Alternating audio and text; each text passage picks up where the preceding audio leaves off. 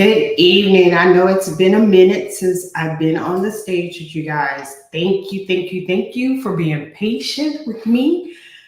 Welcome to another segment of On the Couch with Tish, your girl Morticia Sherman, the Unapologetic Therapist.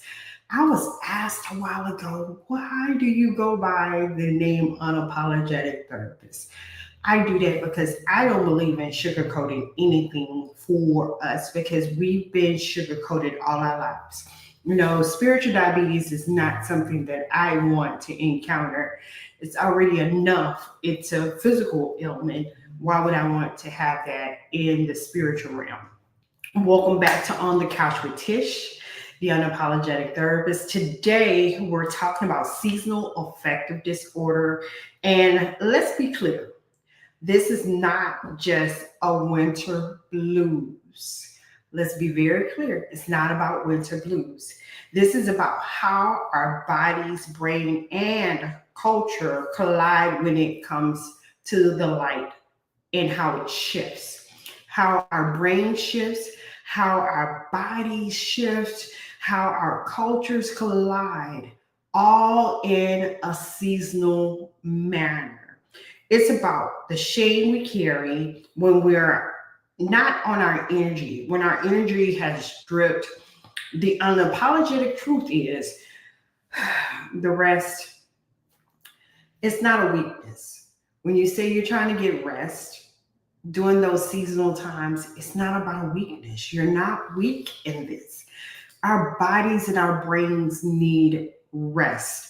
There are 4 seasons in a year. You have winter, spring, summer, and fall. And during those seasons, your brain and your body will tell you, hey, I need to sit down and have a break. So what I'm going to say is grab some tea, grab your journal, and let's dig into seasonal affective disorder out of the shadows together. So here's a statement. I want you to think about this statement when I say this. Seasonal affective disorder isn't just the winter blues. It's a silent thief of joy. Think about that. It's a silent thief of joy, creativity, and connection. Today we're digging in and we're digging out of those shadows. So when I say it's a thief of joy, it is. You don't want to be bothered. You don't want to do anything. You get into your mind and you go into this place, this shadow, not darkness, but you go into this shadow behind yourself. You lose creativity, lose connection. You don't want to be around family. You don't want to be around friends. You don't want to do much of anything. You just want to be left alone. Have you experienced that before? Have you said to yourself, I don't want to go out. I don't want to go to Christmas parties. I don't want to do any of these things. I don't want to be a participant in things that are going on out there. Here's my share. Here's an anecdote and my story as to how seasonal affective disorder does for me personally. When I'm in that slump or when I'm in that process where I don't want to be bothered, like, I'm gonna be honest, sometimes I get to a point where I don't want to do the podcast. So much better when I push myself to do things that I know that is going to not just help me, but help those who are watching. And again, thank you for all my viewers, my listeners, those who do the replay. Thank you for following me this whole year and being a part of this journey with me. I know you see a different logo in the corner. To me, it's to my right. To you, it may be to your right, to your left. But Therapeutic Escape Space is the company. That's the therapy services that I provide right here in Spring, Texas. You see this white wall, but don't be bothered by that. This is going to change. I'm so excited now. I can be on that area or be where I need to be for the people I need to be there for. So getting back to my personal story when it comes to not wanting to have sometimes just get up and just go and do some things. But it's like when I do it, I realize it's not about me. It's about the things and the people and the places I need to be and where I need to go. So let's tell the truth. Let's talk about practical tools you can use when you are feeling, in that blah, that silence where you're feeling like you're not joyous, your creativity is now no longer there, and the connectivity between those that you otherwise spend time with throughout the year is the holidays. Of course, we have those holidays that happen. It starts from Labor Day. Actually, every month, I believe, has some form of a holiday within it. So, but when it comes to these holidays, you have Labor Day, you have um, October being Halloween, then you have Thanksgiving, and then you have Christmas.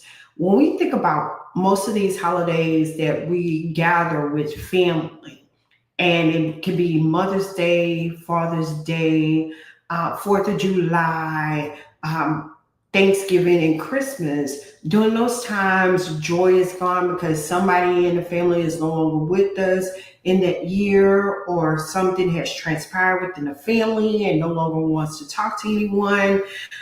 Those things are your silent killers. Those things that you don't want to be around family. You don't want to express your joy. You don't want to be creative anymore for my artists. You don't want to painting. You don't want to showing up. These are things that don't allow seasonal. It says seasonal affective disorder be your silent killer. Don't allow it to take away your joy. Don't allow it to take away your creativity. Don't allow it to remove your connection with individuals. So let me define seasonal affective disorder in plain, unapologetic language. Let's bust the myth. It's not laziness. It's not a weakness. It's biology. It's environment. It's cultural colliding. Seasonal. 4 seasons in a year. You have winter, spring, summer, and fall.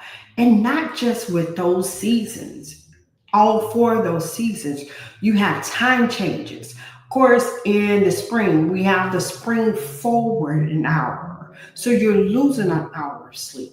Then in the winter time and the fall time, you have the fall back an hour. So you're falling back that hour that you thought that you had gained in the springtime, and here it is now, the fall. You lose that extra hour. So then it becomes a thing of where you're like, okay, where am I? What is going on? Have you ever just in a day just had that blah, like, ooh, I don't know what to do, how to feel, where I'm coming from, whatever, because seasons change and our bodies, our brains are just like those seasons. They change. They have to reconform to whatever it is the season that we're in.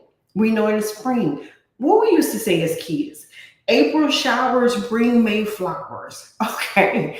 April showers, if it's constantly raining all the time and all the rain is there, then you start feeling like, oh, I can't go outside. I can't do this. Oh, what do I do next? I don't want to get wet. I was invited to go to an event. Oh, I don't want to go to the event because I don't want to get wet. I don't want to do this.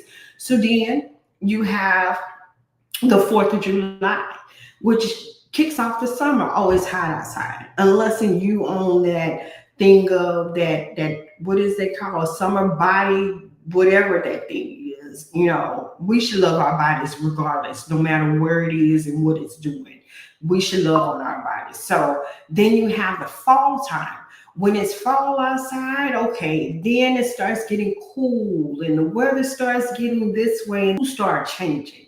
And then you sit up there, why do I feel this way? Why is it fall? Why am I doing this? Why is it, you start questioning yourself. And of course, you got winter. Winter. it gets cold and you're like, I don't want to go to the cold. I don't want to be outside in the cold. I don't want. So again, don't allow the seasons to cause you to go into silence. You deserve to be out here. I don't want to say hot girl summer. Don't do the hot girl summer. Don't, because all these things, society, hot girl summer. Guys with the gray shorts or whatever, the warm up shorts. Be your authentic self. Be creative. Connect with the people that you need to connect with. I'm all about building community. Community does help you continue to thrive and not be silent. I have two queens in my corner. And besides my daughters, okay, those are my princesses. But the two queens in my corner, when I say that when I have that blah moment, I can call them. And it be like, what? What you say? No, you didn't. Okay, let's get through this. Let's grow through this. So when you have that community and you can build that community and allow people to help you not be silent during this season. Because again, this is a season. We're in the winter. It's December. So when we begin to persevere and we see that, okay, I'm in a season of I just don't want to be bothered. Well, again, go. Even when you don't want to go, get out there and do whatever it is that you need to do to bring your joy back. Do what you need to do to be creative. Wintertime is the best time. You got leaves on the ground. You can pick them up. If you want to decorate them, put them on the tree. If you have a Christmas tree, I only put up a tree now whenever my kids come in. But other than that, I still do not allow seasons to dictate or determine my joy, my creativity, or even how I connect with others. So I'm going to share something with you as I invite you to pause and do a self check. How does your energy shift when seasons change? Pay attention to that. Pay attention to how your energy shifts whenever a season changes. Are you feeling stagnant? Are you feeling like things are not moving like you need them to move? Are you feeling like, hey, I don't know where I am or how to find myself or how to be back to where I was before? When seasons shift and you shift, it's a period of growth. I can remember, I want to say right when August ended in September, and I was in this huge slump. And I remember telling my closest two best friends, I was told that I could only have one, but I'm sorry, I got two. Remember telling them, hey, it's a season of pruning. You gotta know when you're when you're growing through a season of pruning, and when you're growing through a season of planting, and when you're growing through a season of nurturing, or when you're growing through a season of whatever it is that you need to grow through at that time. You need to pay attention to those things. And that's why I ask, how does your energy shift when seasons change?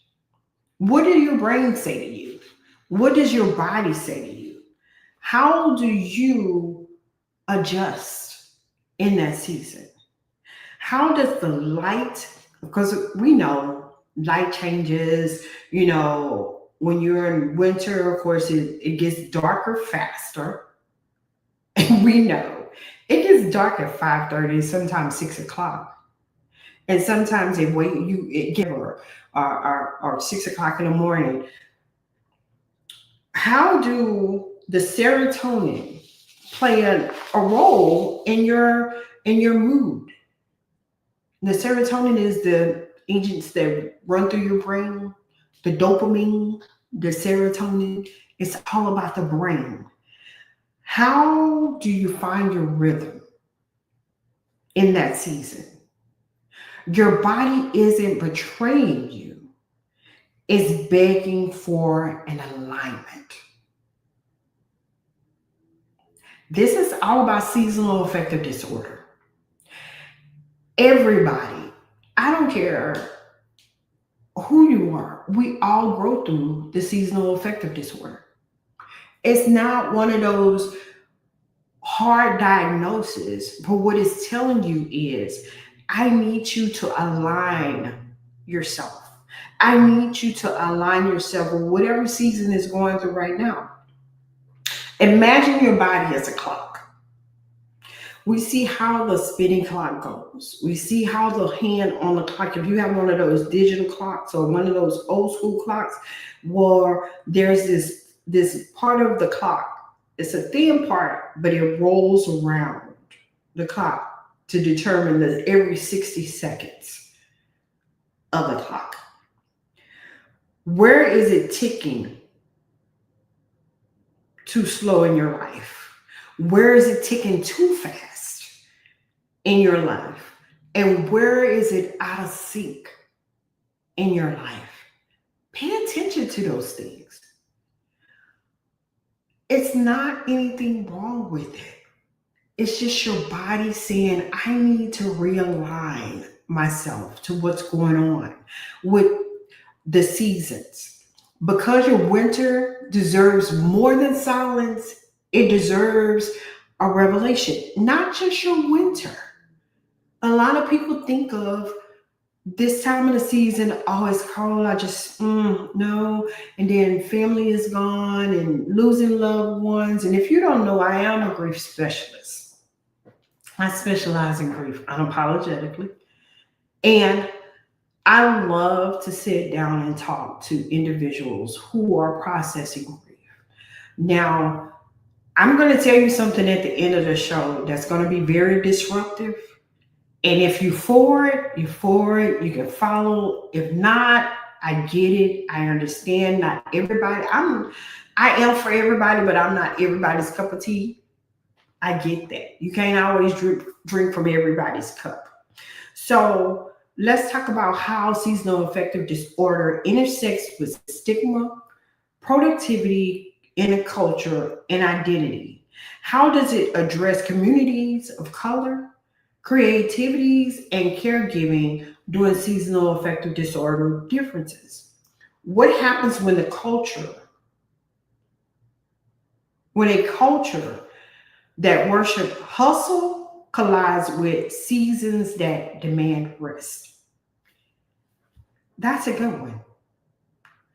What happens when a culture that worship hustle, mean I gotta get out here, I gotta get it, I gotta do this, I gotta do that, I gotta run all over the place, I gotta move. With a season that says rest. Do you ever pay attention to your body and your mind when it says, I need to rest? Do you ever pay attention to those things, those triggers, not red flags? Because I am a life coach. But even with being a therapist, I use the word triggers. Are you paying attention to those triggering behaviors that's causing you to not pay attention that your body needs rest? That you gotta go, that you gotta hustle. You gotta do this. Even a squirrel knows how to go out there and grab the acorns or the nuts and go stir them up for a day like that. Even an ant, a little small ant, knows how to go out there and make things happen. So when the season is time for their body to rest, they know how to rest. Humans, we still haven't mastered that art yet. Well, we can pay attention to our bodies and pay attention to our mind and saying, hey, I need to sit down for a second. But we feel like if we don't do, we don't have. And that's not true. Take up on the mindset of that squirrel. Take up on the mindset of that ant. They can go out there and do the work. And then after doing the work, you've had enough stored up to cover those days when you just need to rest. Let's talk about the legacy and the restoration. I invite listeners right now, those who are listening and tuning in, to see seasonal affective disorder not just as an obstacle, but a teacher. How do you take things that you grow through in life? Why you how can you take that and either become a teacher of the lesson or a student of the lesson? And right now, we should be students sitting in, learning how to recultivate our crafts, our talents, our gifts, so we can be more effective in the community. You don't always have to be busy, not being busy. You don't always have to be on the go of life and missing out on the lessons that it's teaching you so you can be the student as the teacher of life is teaching you. If you follow me on all social media platforms, and I'm going to say follow me, not just if, but I use this statement: stop allowing life to life you and you life. Stop allowing life to determine, to dictate, and tell you that you can't live to the best of your abilities. Stop allowing life to life you and you life, because you're here for a purpose and a reason.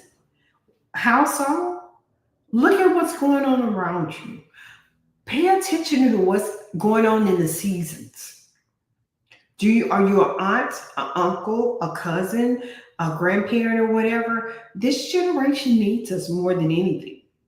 But are you willing to take that necessary step and come out of that season to where you feel like you don't want to be bothered, you don't want to be this, you want this time when families gather, during the time of the gathering is the best time to be able to implement and share legacy, share generational things, good generational patterns that individuals can learn from. One thing I do with grief, even when I do grief sessions, and I'm gonna give you one tool that I use during grief sessions. One of those tools that I use is I'll ask the individual that is experiencing grief at the time, what are the favorites of that person who body is no longer here? Notice I said body, meaning that you can't see them in the physical. Because believers and some non-believers, but believers know that that person is still here, but the body is not. It's scriptural. To be absent from the body is to be one with God. Also, I asked the question, when you can give me the favorites, then we build upon that. Because life is to be celebrated. Life is not to be just tolerated. It's to be celebrated. So I recall saying in one thing, I was sitting with some individuals, and the statement was, we're to cry when a baby is being born, and we're to rejoice when a loved one leaves. How so? Are you saying this, unapologetic therapist? How so? How am I to cry when a baby is being born, but then I'm supposed to celebrate when somebody leaves? You're crying when a child is born because that child is going to experience some things in life that you've already experienced. They're going to live this life here, and they call it hell on earth. But you can change the trajectory of that. But to cry when a child is born and rejoice when somebody leaves depends on why they leave. Was it because of illness? They're no longer suffering anymore? Is it because, different things may have transpired that you are happy that they are not growing through that season anymore? Prime example for me. My mom passed in 2017. And we may have not had the best mother-daughter relationship, but I was able to see my mom grow through some things. And when my mom left, my kids would tell you, I walked into my mom's service, and my daughter, one of my daughters was like, "Mom, you made if Migos had to create a video with you walking inside of this funeral service, you were bad and bougie." And I was like, "I saw never heard the song before until they told me, and I had to go pull it up." I rejoiced because my mom didn't have to suffer anymore. My mom was the matriarch of our family. But to see her in the time that I did and being in that room with her the day that she took her last breath, and me being the only person in there, I had to make amends with my mom. Even if we didn't get along, I was still able to tell her I loved her for the love that she gave me, that she only knew how to give me that love. My mom loved me from what she knew and how she learned how to love. So when it came to now, when I'm growing through these seasons, I can rejoice about my mom. I can rejoice about those times. And it doesn't take me into a place where I'm like, oh my God, everybody grieves differently. Everyone. Do not ever allow anybody to tell you how to grieve during any season of your life, ever, because they never had that relationship that you had with that person. For sons, for daughters, for aunts, for uncles, for cousins, for sisters, all of that. Think about how old you were or how old you are when that person body is no longer here. Think about that. I thought about that. I was a part of my mom. I believe when my mom passed, which is going on, I believe, 9 years. And if I subtract those 9 years from me being 54 right now, I was 45. So I had an opportunity to enjoy my mom, enjoy her cooking, enjoy the things that she did, even though we clashed. But I had an opportunity to enjoy her and celebrate her. So because it's winter time and because the seasons are changing, I really need you to tune in and think about what's going on. Your body is not betraying you. It's begging for alignment in this season. What happens when this season arrives and you're seeing these and you're missing your loved ones and this journal? I suggest journaling. Write down one way you resist rest from your body when you're knowing that you are dealing with some things in the season, and one way you can honor it. We forget to celebrate milestones. We forget to celebrate a lot of different things that we're growing through. So, I know I talked about grief. I know I talked about seasonal affective disorder because a lot of times people equate that with that, but it's not that.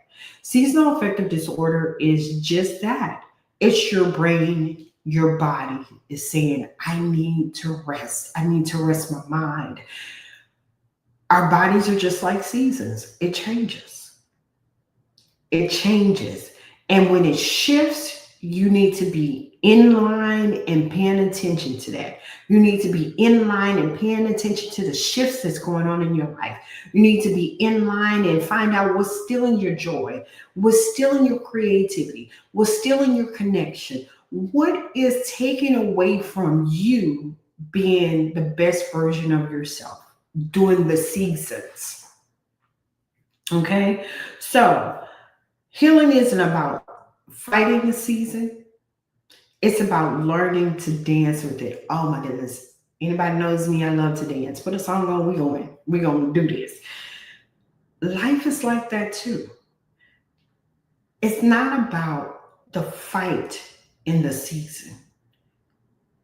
There's a song, and I heard this song for the first time on a Tyler Perry play with on there, and I believe Frida Jeffries was one of the actors on there, and it's a song called "I Hope You Dance."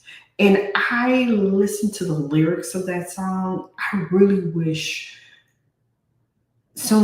wish you would listen to the lyrics of the song. And it talks about learning to dance in life. And it talks about learning to love yourself and dance. Dance with life. Dance to your own tune of life. Dance where you're enjoying life. I hope you dance. I hope you dance. In every season, I hope you dance enough to know that your brain and your body and just you need to line up with that. Don't take away from it. So, if you're not able to rest, do breathing techniques, stretch, affirmation, do an energy reset, find out what's going on. Um, if you need to contact me, of course, if anybody knows me, my phone is always available for me. I have it around. I'm putting the number at the bottom. Even if it's for 15 minutes and you need just to say, hey, Miss Martisha, I just need to vent for 15 minutes. Thank you, brother. Yeah, I know. Yeah, you loved your mom. She was a girl. Yes, yes. I love it when a man loves his mom enough to know that, hey, mom is mom, and I know the difference. And because mom brought you here, and you've been here, and you know, um, and when a man honors his mom, it's amazing. When a man can sit there and honor his mom, is an amazing thing. I'm not talking about honor her to the point that is so disrespectful to everybody else, but I'm talking about honor the fact of the woman that she was for you and how she was there and how she raised you and how she, you know, I've heard and seen all this stuff about men being overly thing with their mom. But come on, think about that. Men actually honoring their mom, that woman went through a whole lot to give birth to you. Okay? A woman body goes through a whole lot. And then on top of that, when it comes to those seasons in her life, things happen, transpire, our body goes through changes, but that's neither here nor there. Respect your mom, honor your mom is scriptural. Honor the mother, the father on this earth so your days can be longer on this earth. Honor them. Don't mean that you have to deal with a lot of disrespect from your parents, but honor your parents. And parents, please understand there's another part of the scripture at the bottom that say, do not cause your child to wrath. So we'll talk about that another time. So, what if your winter is the soil where your legacy roots itself? How so? What if your winter? What if your season? Hey, Keisha, good morning. What if your winter is the soil where your legacy roots itself? It doesn't have to be just rooted. It doesn't have to be rooted in winter. It can be rooted in spring. It can be rooted in fall. It can be rooted in the summer. What if that's the soil that you need to really hone into and speak to and talk to it? I know you guys seen this project where the person put something in a glass, like a plant in a glass, or put some ice in a glass, and it spoke to that.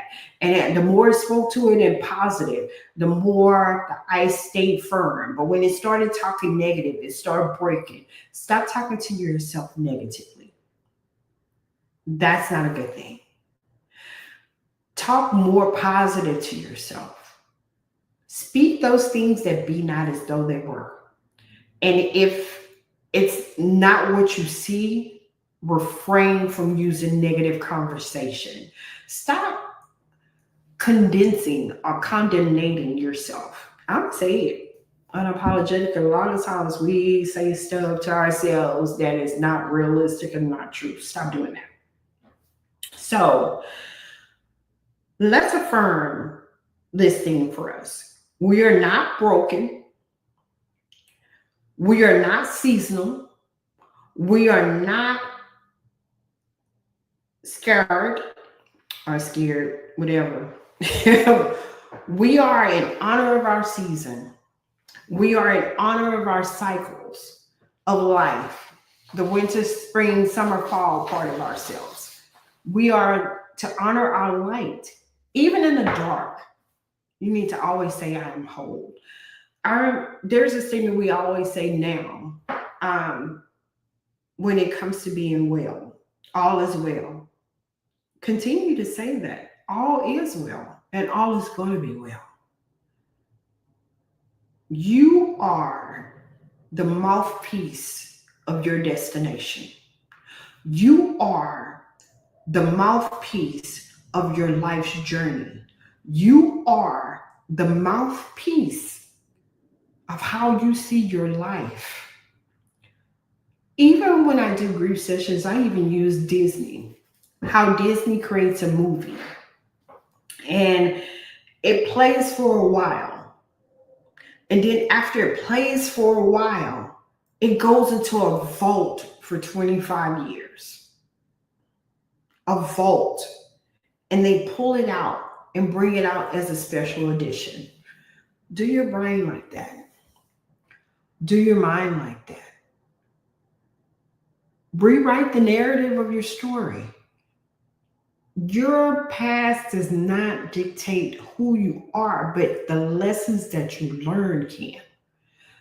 Be a student or be a teacher. Which one will you be? You can be a student of life and you can be a teacher of life. You can be a student of your seasons or you can be a teacher of your seasons. Do not allow your seasons to not align your life up to where you're seeing the greater part of yourself. Don't allow that to happen. So tools you can use to live by. Journaling is one. Visualizing. We are visual people. We are. You can do a visualization. Every time I get to say a word, I have to laugh because Keisha will make me laugh. Lakeithia, London. When I say therapy, I'm learning to say therapy without it being so country. But that's the country version of myself. But I know she do that out of love and out of light for me. It's a joke that we have. But I enjoy it. Do some affirmation cards for yourself. Music. That's another thing that I use. I am a music buff and a movie buff. And I use those with my sessions. I will throw a movie up real quick. Y'all saw my hat quite a while ago when I had the hat with the different moods from Inside Out, Inside Out 2, Inside Out. I have the characters and I have it on this halo type of hat. And I use that because I want you to think about those different emotions. Whether you're sad, happy, mad, shy, ashamed, just different emotions. And that's how we were created. We were created with emotions. Why people shut those things down, I don't know. But music, finding music that you can tap into and listen to. Like I said, that song, I Hope You Dance, I hope you dance. And I hope you find the joy in dancing in life. I hope you find the freedom within yourself to know that even though this is a change of a season, does not dictate or determine the change of your joy the change of your creativity, and the change of how you connect. Enjoy life, live life, and don't allow life to live you. Then also building community. Community has done its own thing here lately, but building your own community, building your own asylum of individuals that you know that you can glean from, learn from, be a student of, or be a teacher of. Find your community. Find what works for you. Find those that's going to push you to be the best version of yourself. Do those things for you. Then, on top of that, enjoy. Enjoy the seasons. Find out where you need to be. Do you need to rest or do you need to hustle? Learn from the ant.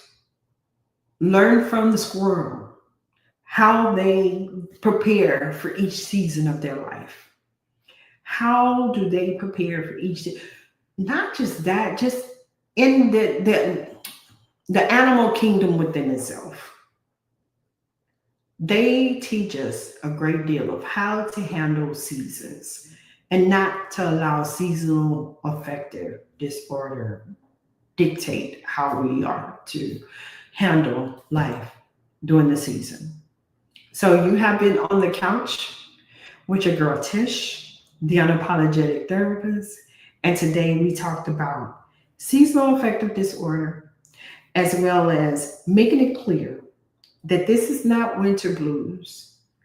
This is not the blues of it's cold outside and I don't want to be bothered and this and the other. It's about our bodies and our brains and our cultures colliding for a shift. Be ready for the shift. And if it's to be said, don't allow the shift to shift you. You shift the shift. So that's how we do that. Don't allow the shift to shift you. You shift the shift and allow life to really be where it needs to be for you. Now, there are some things that are transpiring. Of course, like I said, we are in our new location. We're in spring off Kirkendall and close to Louetta. I am loving it, loving it, loving it. I'm enjoying it. This is where we are.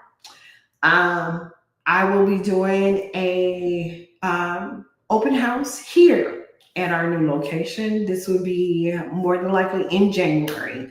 We still are gearing up for our For the Love of Basketball and Mental Health. We're going to do a party kickoff on February 21st and then the game on the 22nd. That's a Sunday.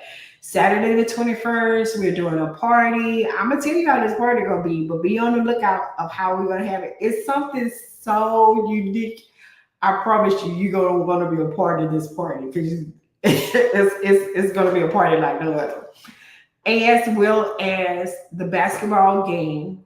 It is for adults, 18 and up. And we may have some little kids playing around in the little game, but the For the Love of Basketball and Mental Health is geared up for February 21st and 22nd. We're also colliding the Can't Shake Me event that we were doing in January on the 24th instead because of the big move and the transition that has happened. We're going to do the open house in January so you can come out, see what's going on. We're going to be doing groups.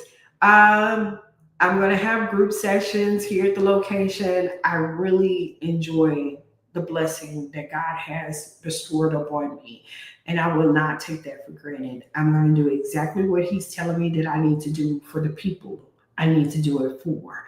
I'm going to do exactly how He wants it because it's all about you being the best version of yourself so you can be out here doing what is needed in the community to be the best part of the community and building the people.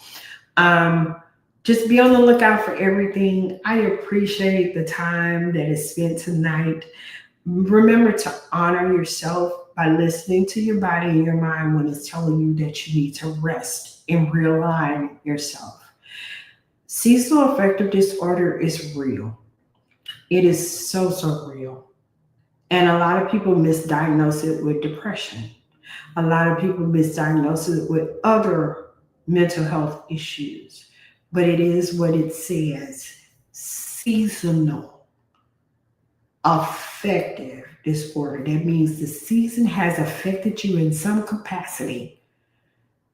So you need to listen to your body, listen to your mind, and line it up.